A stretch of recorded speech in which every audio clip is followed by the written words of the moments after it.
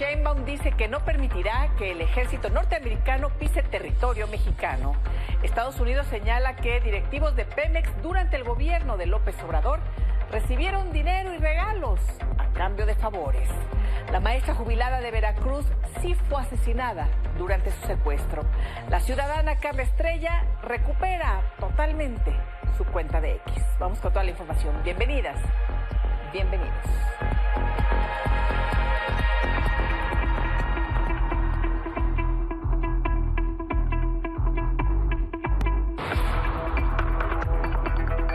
Nosotros jamás vamos a poner en riesgo nuestra soberanía, jamás vamos a poner en riesgo la independencia de México.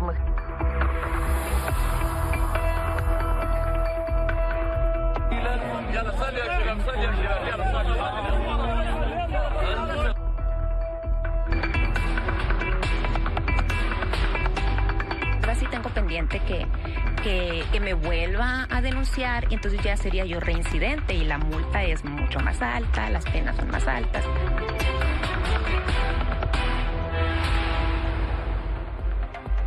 Directivos de Pemex durante el sexenio de López Obrador habrían recibido sobornos en efectivo y regalos a cambio de favorecer empresarios con contratos y auditorías. Arturo Ángel, ¿cómo estás, querido Arturo? ¿Tienes tú la primicia? ¿Qué es lo que está sucediendo? Buenas noches. Buenas noches, Elisa, ¿cómo están? Un saludo a todo el auditorio. Sí, digamos que esta historia tiene dos partes, ¿no? Una ya anunciada y otra que vale la pena profundizar en ella. La parte que conocimos el día de hoy a través de un comunicado del Departamento de Justicia, Elisa, es que se presentaron cargos ante una corte federal del Distrito Sur de Texas en contra de dos empresarios de origen mexicano, pero residentes en los Estados Unidos, los señores Ramón Alejandro Rovirosa Martínez, de 46 años, quien ya se encuentra detenido, y otra persona de nombre Mario Alberto Ávila Lizárraga, de 61 años. En el comunicado dice el Departamento de Justicia que estas personas, estos empresarios, pues sobornan a funcionarios de petróleos mexicanos, Elisa, a cambio de obtener pues, distintas clases de favores con contratos, esto entre el 2019 y en el 2021, y pues que a partir de eso es que esos funcionarios serán sometidos a un proceso penal. Digamos que a grosso modo es la acusación que presenta y que nos informa el Departamento de Justicia. Ahora, a partir de eso, lo que hicimos fue rastrear, Elisa, el expediente, ¿no?, de la acusación. Logramos ubicarlo y pues ahí hay bastantes más detalles muy interesantes. Por ejemplo, se detalla que o se informa que estos sobornos, más o menos por $150,000 entre relojes, bolsos de lujo, bueno, hasta una caminadora se pagó como parte de estos sobornos. Tuvieron como destinatarios 3 directivos, Elisa, de Petróleos Mexicanos. No se dan los nombres de los directivos porque esos se mantienen bajo reserva, solo los conoce el gran jurado que autorizó a la apertura de estos procesos en contra de los empresarios en Estados Unidos, pero sí se refiere que uno de estos directivos de Petróleos Mexicanos estaba a cargo, era un gerente senior de auditoría interna asignado a Pemex Exploración y Producción, que otro se desempeñaba como coordinador de adquisiciones y que había un tercero que estaba a cargo de la división de gestión de servicios relacionados con infraestructura terrestre. Esas serían los cargos o las funciones que tenían estos 3 directivos, que fueron los receptores de los sobornos, Elisa, ¿no? Y la verdad es que el esquema que platican los fiscales de Estados Unidos de cómo se dieron estos pagos, estas negociaciones, en realidad me parece pues inaudito por lo rudimentario, déjame decirlo así. O sea, fue a través de mensajes de WhatsApp como estos empresarios mexicanos desde Estados Unidos se comunicaban con los directivos de Pemex para irles pidiendo distintos tipos de favores. Y ojo, no se trataba solo de facilitar información de licitaciones. Lo que describe la Fiscalía de Estados Unidos, Elisa, es que los funcionarios de Pemex lograron, por ejemplo, sacar favorables diversas auditorías. Uno de los ejemplos que ponen es que, por ejemplo, había unas empresas que desde hace varios años habían realizado un servicio con Pemex, pero tenían un tema de que no recibían los pagos porque cuando empezó el gobierno del presidente López Obrador se ordenaron auditar varios contratos de Pemex y uno de esos contratos era el de estas empresas. ¿Y qué hicieron estas empresas? Estas empresas estaban vinculadas con estos empresarios en Estados Unidos, Enrique, y a través de los sobornos con directivos de Pemex es como lograron que la auditoría saliera más rápido y por un monto, porque sí había irregularidades en los contratos, pero por un monto menor a la sanción que debía de proceder, y gracias a ese monto menor es como estas empresas pagaron ese recurso y pudieron destrabarse los pagos que les debían. ¿A cambio de qué hicieron estos favores, estos funcionarios?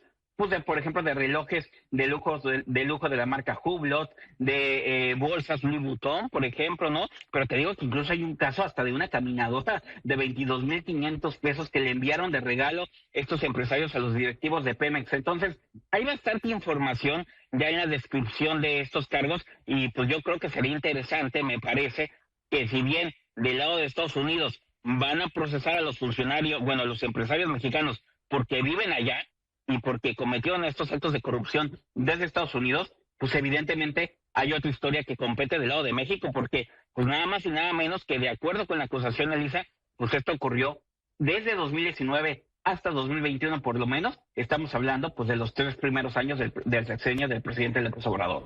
Bueno, pues ahí está la investigación que arranca en Estados Unidos. Vamos a ver qué se hace al respecto aquí en México. Oye, y nada más, por pura curiosidad, ¿cómo qué decían los mensajes de WhatsApp?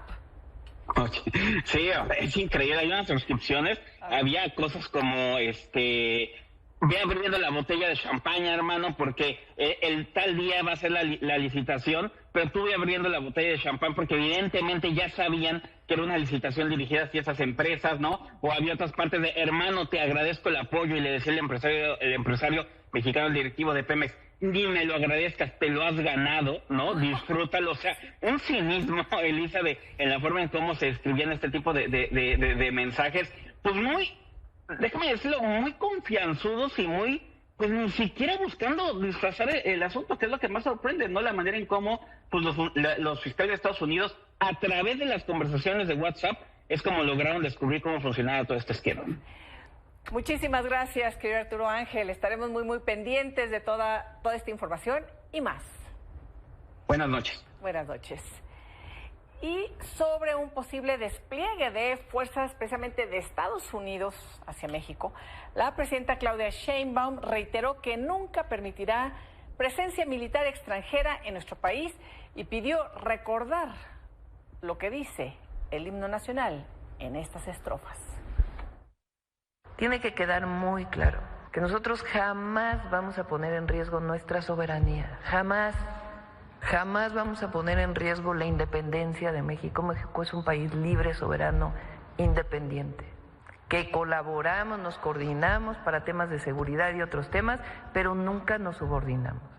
Y jamás permitiríamos que el ejército norteamericano pisara territorio mexicano, como dice el himno, y se osare un extraño enemigo profanar con sus plantas tu suelo. Piensa, oh patria querida, que el cielo, un soldado y una soldada en cada hijo te dio. Bueno, y luego de que Estados Unidos señaló a Nicolás Maduro de vínculos con el cártel de Sinaloa, entre otras cosas, el dirigente nacional del PRI, Alejandro Moreno, presentó una denuncia ante la Fiscalía General de la República, precisamente en contra del presidente de Venezuela, Nicolás Maduro, al que acusó de tener vínculos con cárteles en México y con políticos de Morena. A través de su cuenta de X, sostuvo que el presidente venezolano debe responder ante la justicia por su relación con el crimen organizado. Señaló que los narcopolíticos deben desaparecer de México, de América Latina y del mundo entero. Y después de esta denuncia en contra de Maduro, el presidente del Senado, Gerardo Fernández Noroña, afirmó que Alejandro Moreno es un caso para análisis psiquiátrico. Es el caso más impresionante para un análisis psiquiátrico, de una cosa impresionante. O sea, de lo que acusa a los otros, él es. y parece no darse cuenta. Ay, cabrón, o sea, o es muy cínico o tiene una concha del tamaño de las tortugas de las Galápagos y creo que le quedan chicas, o trae una cosa mental de diagnóstico urgente. Bueno, y hace 2 horas la ciudadana Carla Estrella informó en su cuenta de X que, textual, cumplidos los 30 días con la publicación del extracto de sentencia fijado en su cuenta, ya procede a removerla. Y es que ayer concluyó la sanción de la cibernauta sonorense Carla María Estrella Murrieta, después de que el Tribunal Electoral del Poder Judicial de la Federación, en concreto Mónica Soto y Felipe Fuentes, le ordenaron, entre otras sanciones, ofrecer disculpas públicas por, supuestamente, a su consideración, ejercer violencia política en razón de género en contra de la diputada Diana Karina Barreras, cuyo esposo es Sergio Gutiérrez Luna. Y esto generó un debate sobre el abuso de autoridad, el ataque a la libertad de expresión y el mal uso de las leyes contra la violencia política en razón de género en México. Así fue el proceso de la disculpa pública a dato protegido.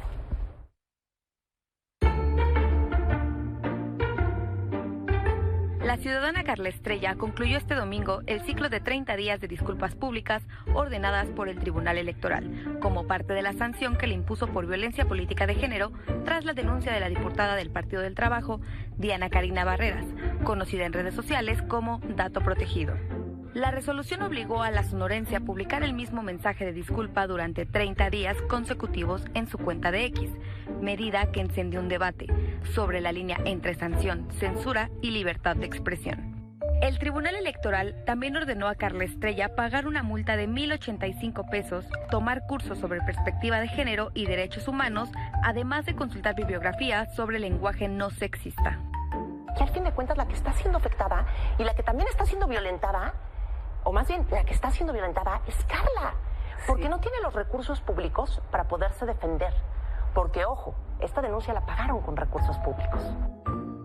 Durante el proceso, la diputada Barreras declaró que una sola disculpa era suficiente y su esposo, el presidente de la Cámara de Diputados, Sergio Gutiérrez Luna, acusó una campaña en su contra. Incluso he recibido amenazas físicas. Minimizar o invisibilizar los logros de las mujeres es violencia política y está prohibida por la ley. ¡Qué ironía! Hoy, cuando se ejerce para proteger, atacan a la violentada. Creo en la libertad de expresión, pero no la confundiré con violencia hacia las mujeres. Patrocinado por Claudio X González, tiene una campaña mediática, porque lo que ellos buscan es generar y posicionar el tema de esta supuesta censura que no está. Una estrategia política de Claudio X González, de este grupo de derecha, para posicionar un tema. Pese a las críticas, el tribunal mantuvo la sanción completa. En redes, el hashtag Dato Protegido se convirtió en una forma de protesta y cuestionamiento al sistema. La polémica no terminó y se hicieron virales publicaciones que señalaban a la diputada del PT y a Gutiérrez Luna por supuestamente usar ropa, joyas y relojes de lujo, con valores que superarían los 4 millones de pesos. Hubo quienes documentaron los supuestos lujos como Jorge García Orozco. Sin embargo, la legisladora negó las irregularidades y aseguró que muchos precios fueron inflados o falsificados. Aunque la sanción concluyó, el nombre de Carla Estrella permanecerá inscrito en el Registro Nacional de Personas Sancionadas en materia de violencia política contra las mujeres por 1 año, 6 meses, junto a otras 526 personas. Para Milenio Noticias, Yuleni Rodríguez. Bueno, pues esperemos que dejen en paz a una ciudadana que tuiteó. ¿Recuerdan el tuit? O sea, que además, bueno, en fin, todo parece un exceso de las autoridades, así en conjunto. Esperemos que no la vuelvan a denunciar y esperemos que el Tribunal Electoral del Poder Judicial de la Federación, que realmente fueron 2 personas, los otros estaban en contra de esa resolución, pues no se lancen así contra los ciudadanos, ¿no? En resoluciones tan cuestionadas, sobre todo por las mismas mujeres que han luchado por tener una figura tan importante como es la violencia política en razón de género. mal usar esas figuras, atacar a ciudadanos desde el poder, en donde se siguen revictimizando, ¿no? Siguen hablando que Claudio X González, que la derecha, bueno, hasta que Calderón, y eso fue hace 20 años. En fin, lo que está sucediendo hoy es muy grave. Y siguen las resoluciones en contra de periodistas en Campeche. Carlos Martínez, Abraham Martínez y Hubert Carrera tuvieron que ofrecerle una disculpa a la gobernadora morenista Laida Sansores. Un tribunal, otra vez, consideró que los 3 comunicadores han realizado declaraciones ofensivas, estereotipadas y que ocasionaron violencia política en razón de género en contra de Laida Sansores. Esto se suma a la disputa en contra del periódico, ustedes recordarán, La Tribuna de Campeche, y del periodista Jorge González, a quien pues le quieren poner ahí marcaje personal, ¿no? Esto es parte de lo que está sucediendo en el contexto donde hay resoluciones en contra de ciudadanos y periodistas por las denuncias de la clase política actual, de la llamada 4T. Cumplimiento a lo ordenado por el Tribunal Electoral del Estado de Campeche, se ofrece una disculpa a la gobernadora constitucional del Estado de Campeche porque las expresiones que emití en un programa de YouTube y Facebook fueron ofensivas, estereotipadas y generaron violencia política en razón de género. Es una disculpa a la gobernadora constitucional del Estado de Campeche porque por las expresiones que emití en el programa de YouTube y Facebook fueron ofensivas, estereotipadas y generan violencia política de género en su vertiente de violencia digital y mediática. Ofrece una disculpa a la gobernadora constitucional del Estado de Campeche porque las expresiones que emití en un programa de YouTube y Facebook fueron ofensivas, estereotipadas y generaron violencia política en razón de género en su vertiente de violencia digital y mediática. Y en Veracruz, la Fiscalía del Estado confirmó que Irma Hernández, maestra jubilada y quien manejaba un taxi, murió víctima de tortura durante su secuestro. La dependencia dio a conocer que por este crimen hay 4 personas detenidas: Ana Paola, Víctor Manuel, José Eduardo y Octavio. La señala de ser integrantes del grupo Sombra o Mafia Veracruzana. Recordarán el video en donde, acabamos de verlo hace un momento, todavía se veía con vida a la maestra jubilada. Ella pues se encontraba así sometida, arrodillada, delante de este grupo de criminales encapuchados, armados. La imputación se realizó tomando en consideración que la privación de la libertad de la víctima, quien era mayor de 60 años, fue llevada a cabo por 2 o más personas, de manera violenta y con el propósito de obtener un beneficio, alterando su salud por la agresión, tortura y violencia ejercida durante su cautiverio, lo cual ocasionó su muerte. 4 procesados se encuentran en prisión preventiva oficiosa. Se tienen avances considerables en la investigación para la identificación y búsqueda de otros partícipes en este lamentable hecho. Recordarán que hace unos días la gobernadora de Veracruz, Rocío Nale, pues minimizó el caso al asegurar que la maestra Irma murió a consecuencia de un infarto. Sí, durante su cautiverio, pero que fue un infarto, no por la tortura de este grupo criminal. Es de miserables. Es de miserables a una familia enlutada, porque hay una familia enlutada, llevarlo a niveles de escándalo. Pero aquí está el doctor que hizo la necropsia de ley.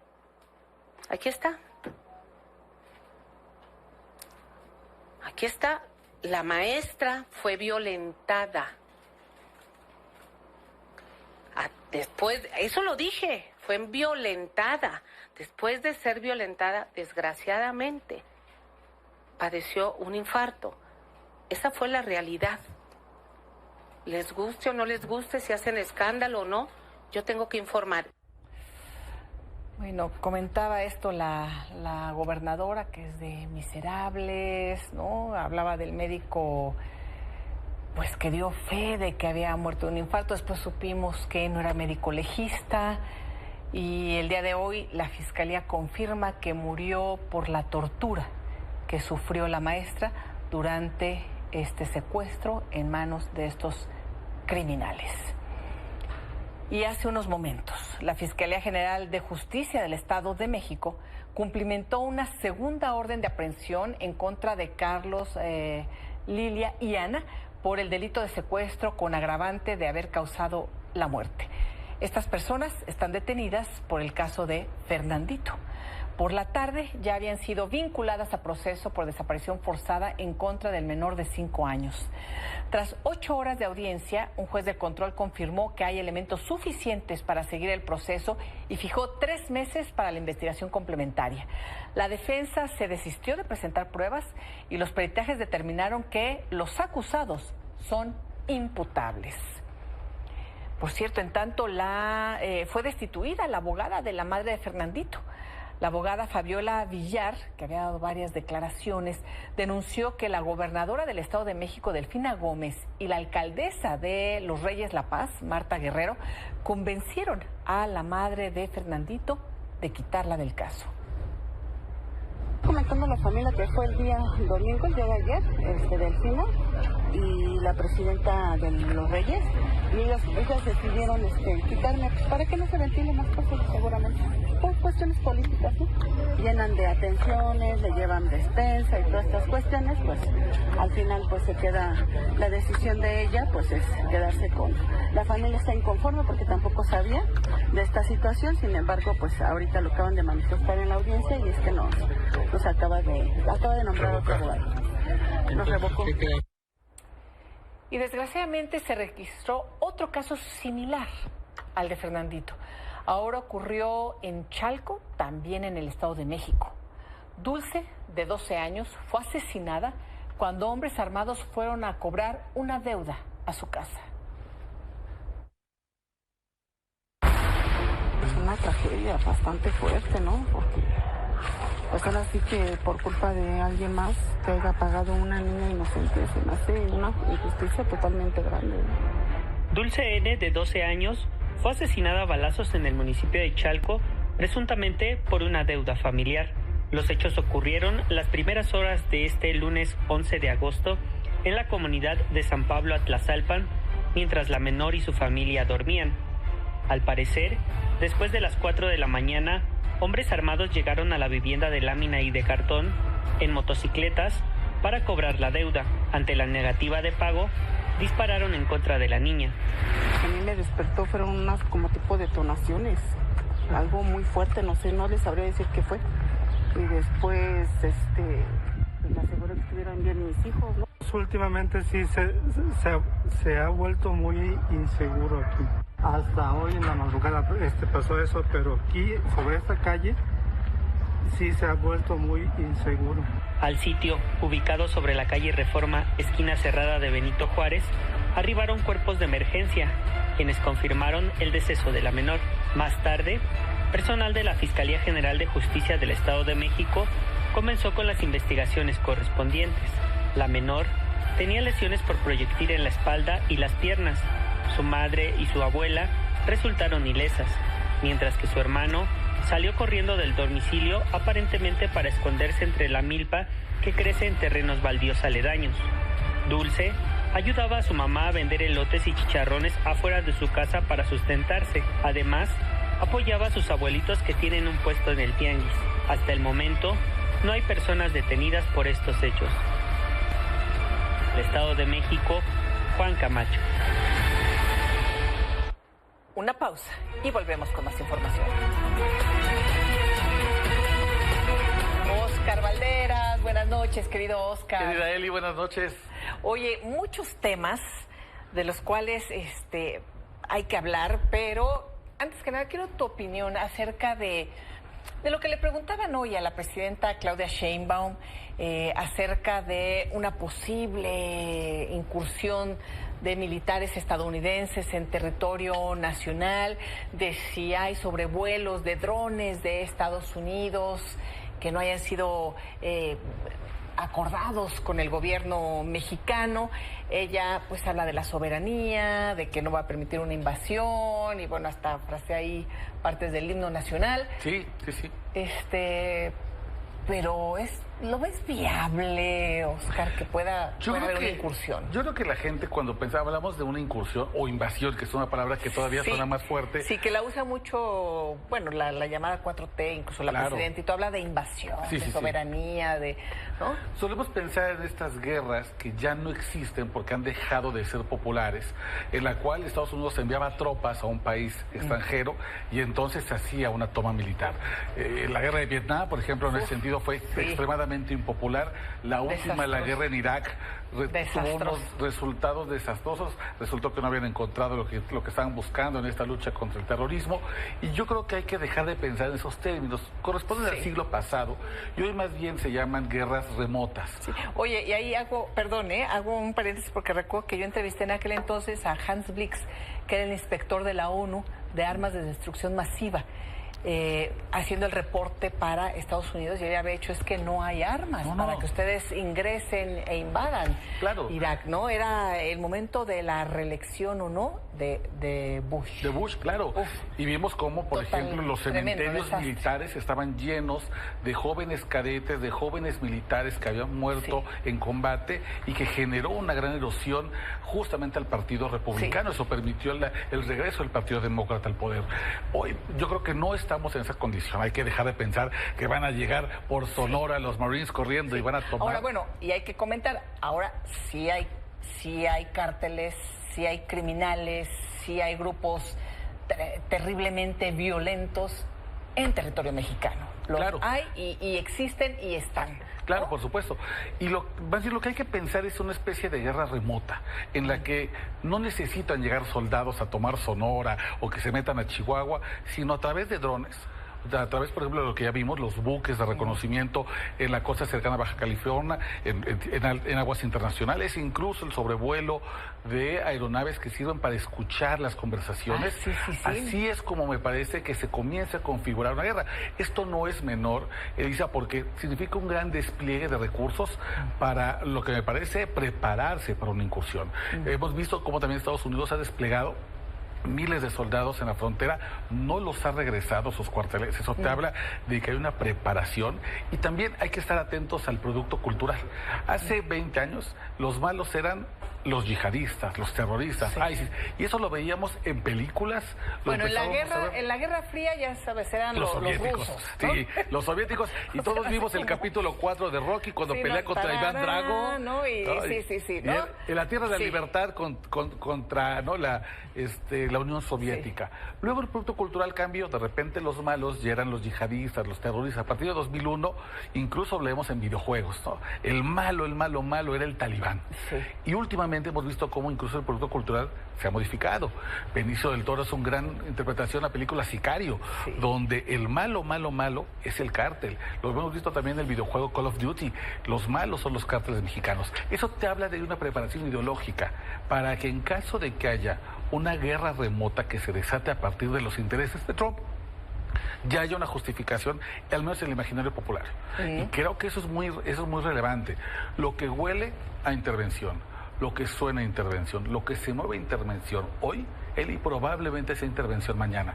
La presidenta Claudia Sheinbaum hoy habla de cooperación sin subordinación, pero es importante entender que esta vez no es una decisión que vayan a tomar en conjunto la Casa Blanca y Palacio.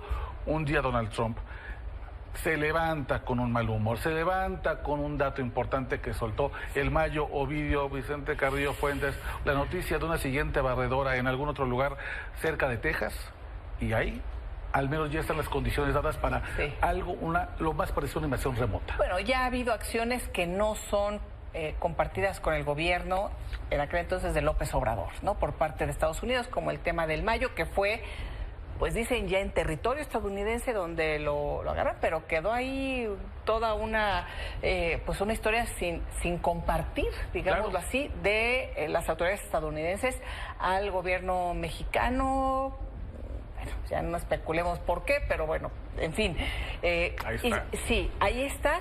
Y sin embargo, pues toda esta industria criminal se mueve, cruza fronteras, crece, y hay cosas increíbles, como lo que publicaste en Dominga, querido Oscar, en relación a este traficante, pues, ¿cómo le llamaste? VIP, traficante de armas VIP. De armas VIP.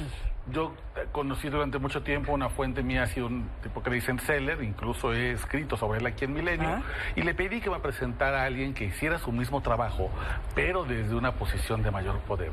Y así es como conozco en Guadalajara, Jalisco, a Spear. Y Spear es un traficante independiente. Así lo pusimos para resguardar su identidad. Pero Spear es un tipo sumamente interesante. Es un hombre con unos 40 años, muy bien educado. Uno pensaría como estos malos con tatuaje. No entra en el estereotipo. O sea, hablando de los estereotipos y todo, pues es que no. Y él abastece armas para el cártel de Sinaloa, cártel Jalisco, en su tiempo para las pandillas centroamericanas, pero no cualquier tipo de armas. Él me decía, hay riqueza y hay poder.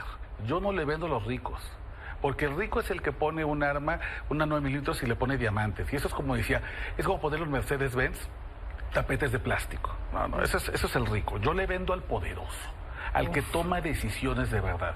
Y entonces el catálogo de armas VIP que me decía, si yo le vendo el revólver que sería equivalente a un vestido Chanel a mi cliente.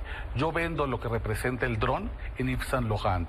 Yo le doy a mi cliente el sniper. Que no escuchen ahora los que compran, ya saben, bueno, que dicen que no son esas marcas, pero...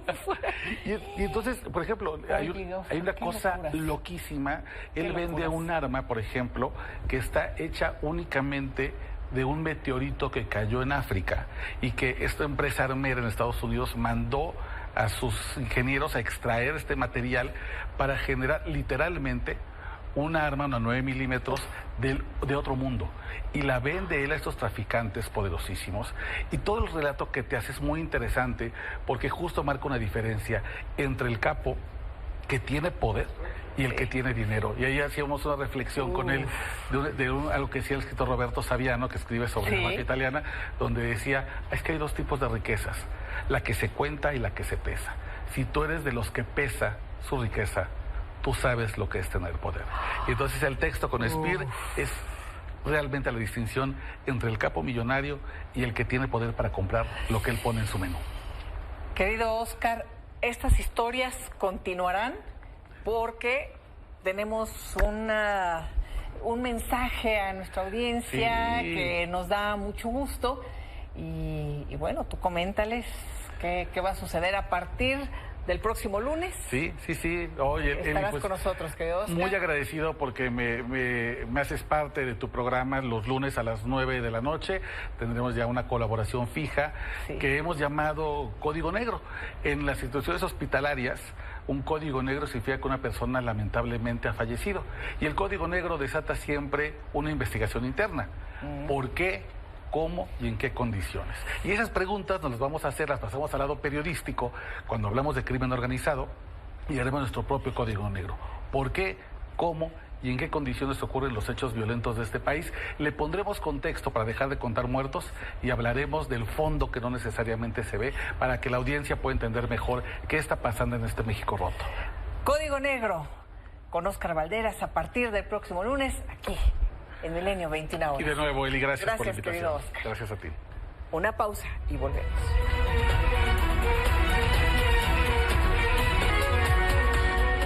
Siguen los ataques de Israel en la Franja de Gaza. Hoy asesinaron a periodistas. Se reportó la muerte de 5 de ellos, entre ellos el periodista Anas al-Sharif, quien era corresponsal de la cadena Al Jazeera, junto con sus operadores de cámara. Murieron por el impacto de un proyectil contra una carpa de periodistas cerca del hospital Al-Shifa. Ante esto, se ha convocado mañana a una vigilia por los periodistas de Al Jazeera a las 19 horas en el Ángel de la Independencia, aquí, en la Ciudad de México.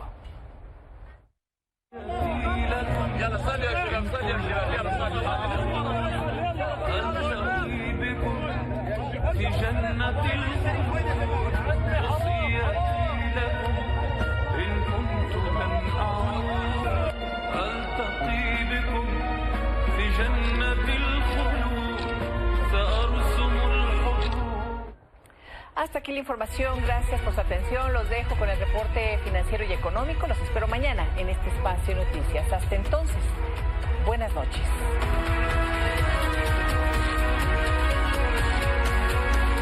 Buenas noches, soy Manuel Somoza y voy a dar mi reporte económico financiero del 11 de agosto del 2025.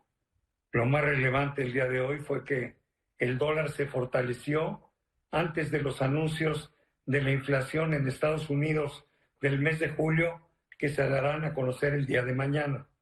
Se espera que la inflación nominal tenga un alza de 1 décima del 2.7 en junio al 2.8 en julio y que la subyacente suba del 2.9 en junio al 3% en julio. De esta manera, los índices principales del mundo, casi todos estuvieron a la baja. El Dow sufrió una baja de 0.45, el Standard & Poor's perdió 0.35, el Nasdaq se disminuyó en 0.30, la Bolsa Mexicana de Valores se desligó de esta tendencia y tuvo un incremento de 0.47, el euro perdió 0.06 y el área de Asia-Pacífico, las bolsas subieron 0.65. Ante la fortaleza del dólar, el peso se debilitó y el dólar cerró en 18.65, 10 centavos por arriba del cierre del viernes. Las noticias más importantes fueron que entre China y Estados Unidos decidieron extender las negociaciones por 90 días para terminar con este tema sobre los aranceles con el principal socio comercial con el que tienen un déficit los Estados Unidos. También se dijo por parte del presidente Trump que el oro no causaría aranceles en las importaciones que hiciera Estados Unidos de este metal precioso. También algo muy importante fue que el presidente Trump dijo que sobre la cumbre que se va a celebrar el viernes con el presidente Putin no había que tener grandes expectativas, que era una reunión exploratoria. Los miembros de la OTAN han insistido en platicar antes de la reunión con el presidente Trump. Eso fue lo más relevante el día de hoy. Y mañana, por supuesto, lo que va a mover a los mercados es el dato de la inflación que se espera en Estados Unidos, bueno, más bien la inflación que tuvo ese país en el mes de julio, que ya comenté al inicio de este comentario. Muy buenas noches, que tengan muy buena semana y muchas gracias.